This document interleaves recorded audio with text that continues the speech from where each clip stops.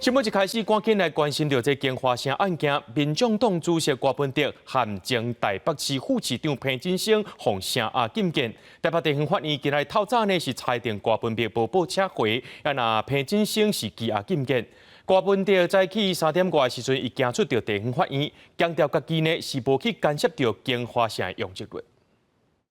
柯文哲无保撤。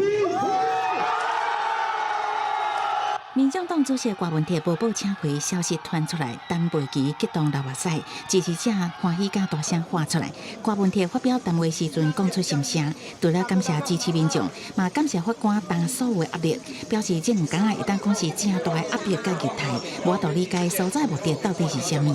那么他们在搜索以后查扣手机跟用品，再拿里面的资料去编故事，在这2天当中。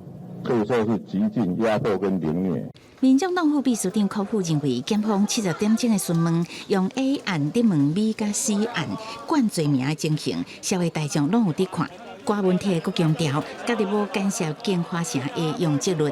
所有的金华城840的容积率，当年在送公开展览以后，再转送都委会、做都市计划委员会以后，我完全没有去过问。 因为作为市长，不应当去过问单一个案。